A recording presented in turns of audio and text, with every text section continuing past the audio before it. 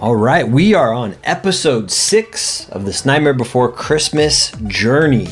Thank you so much to everybody who's been watching it up to this point.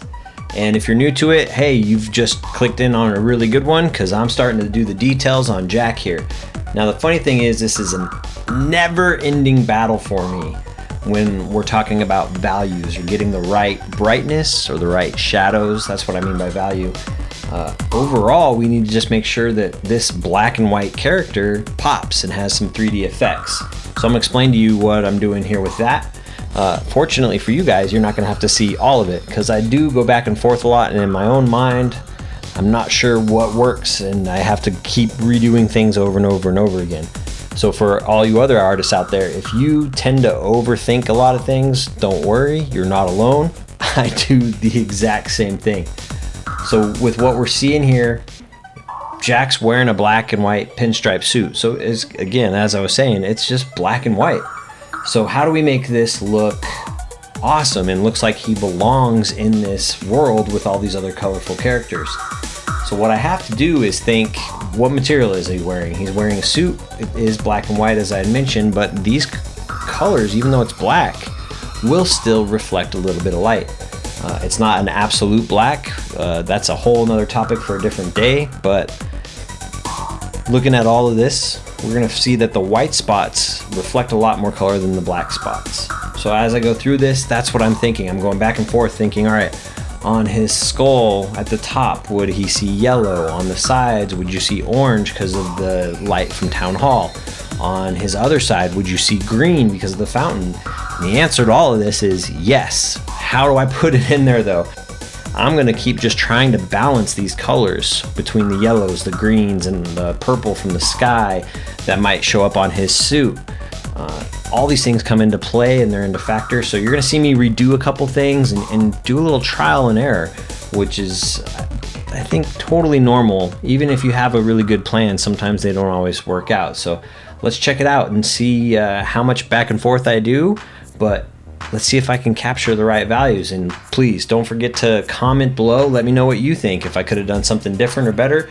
We're always looking to grow and we're always looking to improve. So please let us know. And if you haven't, make sure you like, subscribe so you can see more of these videos when they come out, especially the next one since it'll be the final one. All right, let's look into it and see what happens.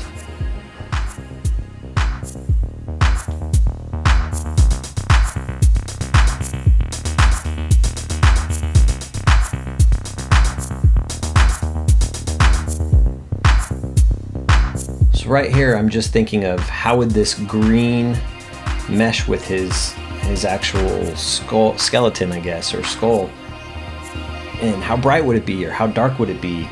That's what's going on in my head right now. We'll take a quick little break on the moon, and I want to reiterate a really important fact here is that with these acrylic paints, especially when I'm using black, you can cover stuff up and go back and always do touch-ups later.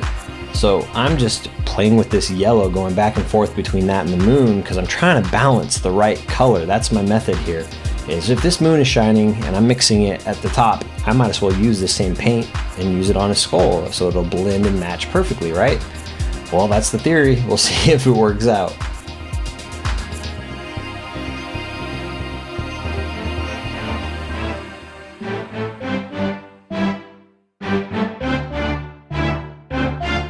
Now with the white, I'm just trying to make sure I got the right depth. So with his eyes and his nose, those are all sunken in holes and gaps. I need to make sure that the viewer can tell that that's where a shadow starts or that's where the light starts.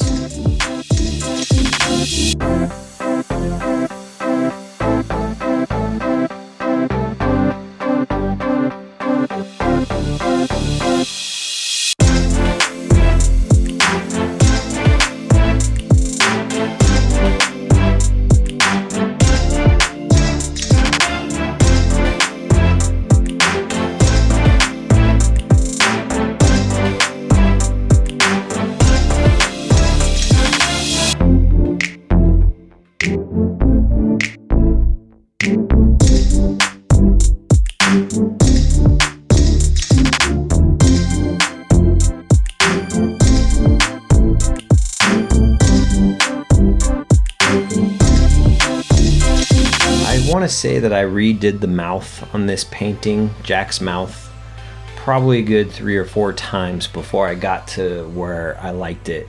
I did have a really insane, really deep shadow in there to really make it look like his face had depth and concaves, but I realized it was almost a little too much and it made it look too round and almost took away the cartoony vibe. So I went back on that a little bit. There's a part coming up here too where you see I use some really bright light when we're looking at like the light coming from the town hall. I've been told several times before that I love using light so much that sometimes I overdo it, and this is a pretty good case of seeing it here. But I did go back and change it. I realized, yeah, it's gonna be a little too bright, but in my head I was thinking, damn it, this looks fantastic. I wish I could keep it that way. Either way, like I told you all before, it's just a back and forth until I finally said, all right, this is great. I don't want to screw it up. I'm happy.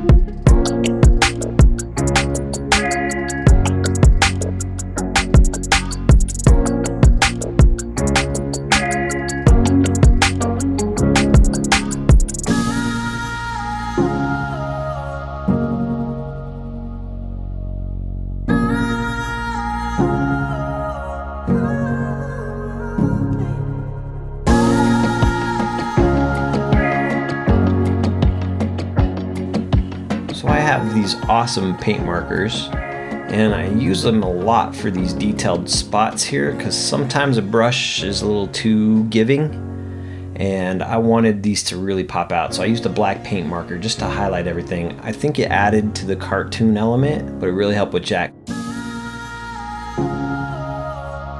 That's the end of this episode. We will have one more coming up where I'll show you how I do these buildings in the background and I'll do some more details on Jack and Sally.